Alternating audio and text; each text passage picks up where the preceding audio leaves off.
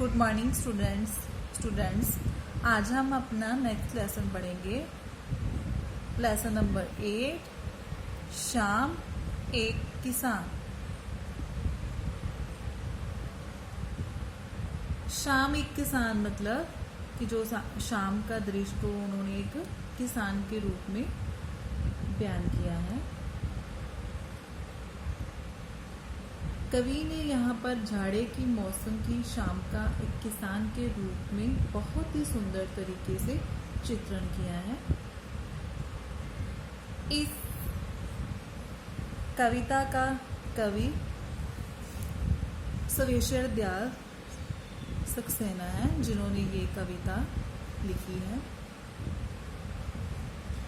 इस कविता में प्रस्तुत हुए अलंकार उपमा और मानवीकरण है। मानवीकरण अलंकार का तो इस कविता में कवि ने बहुत सुंदर तरीके से वर्णन किया है, क्योंकि यहाँ पर कवि ने प्राकृतिक वस्तुओं जैसे पहाड़, सूरज, जंगल, अंधेरा, नदी, इन सभी का मानवीकरण किया है। तो आइए कविता को शुरू करते हैं। पहला पद है, आकाश का साफा बांधकर सूरज की चिलम खींचता बैठा है पहाड़, घुटनों पर पड़ी है नदी चादर सी, पास ही दहक रही है पलाश के जंगल की अंगीठी, अंधकार दूर पूरब में सिमटा बैठा है भेड़ों के गले सा।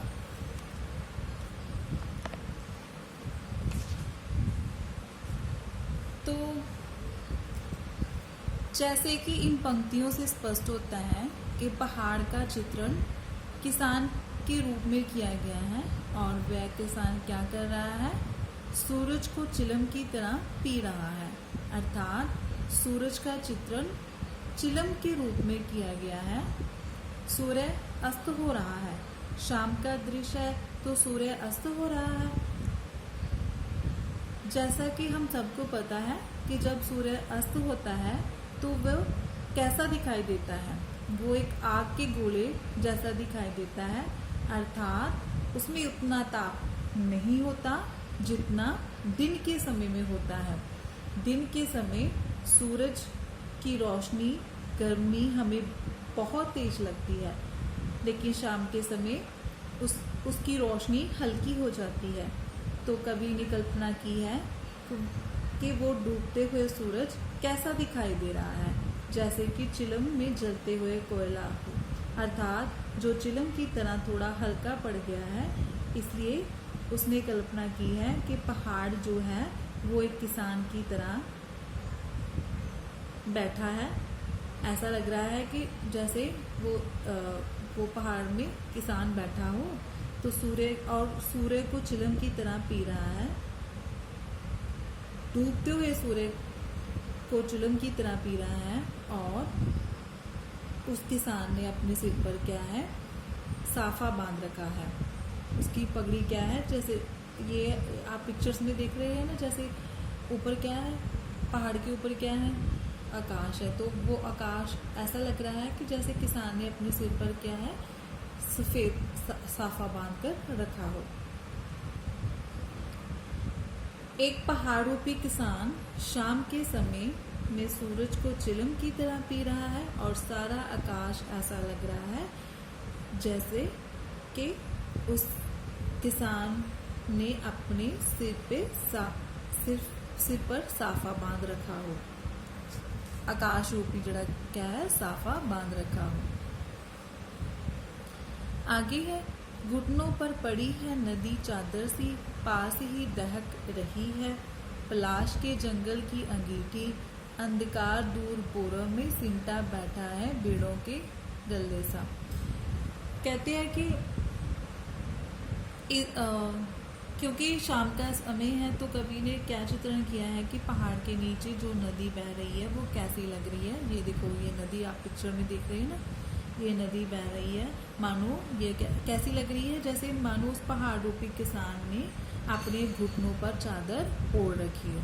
ये ऐसा लग रहा है ना, ये उसके घुटने हैं और उसने अपने घुटनों पर क्या है, चादर ओढ़ रखी हो। आगे है, और पहाड़ के सामने, मतलब पहाड़ के सामने, ये पहाड़ है, इसके सामने ये पलाश का जंगल है। वह कैसा लग रहा है जैसे कि अंगीठी जल रही हो। ये जंगल है और ऐसा लग रहा है जिसमें इसमें अंगीठी जल रही है। अंगीठी आप सबने देखी होगी, जिस पर क्या हम आग बालते हैं, ठीक है। किंदी आगे है, पलाश के पेड़ में जब फूल खिलते हैं तो वो लाल रंग के फूल होते हैं, और जिस समय जंगलों में पलाश का फूल खिलता है तो ऐसा लगता है कि मानो पूरा जंगल जो है वो लाल रंग का हो गया हो, क्योंकि उसका रंग लाल होता है और वो पूरे वृक्ष में खूब फूल आते हैं। तो ऐसा लग रहा है जैसे जंगल लाल रंग का हो गया हो। तो कवि ने यहाँ पर क्या कल्पना की है कि पहाड़ के सामने जो पलाश का जंगल है, मानो क्या है कि अंगीठी की तरह चल रहा है। उसके लाल लाल फूल है, वो कैसे लग रहे हैं जैसे अंगीठी में कोयला जलकर लाल रंग का हो गया हो। आगे है, तो और वो पहाड़ों पे किसान उस अंगीठी की आग को सेक रहा है। ऐसा लग रहा है कि जैसे ये आग बढ़ रही है ना, तो वो तो जो किसान बैठा है, ऐसा लग रहा है वो ऐसे इस आग को सेक रहा है। आगे है, अंधकार दूर पूरब में सिमटा बैठा है भेड़ों के गले सा।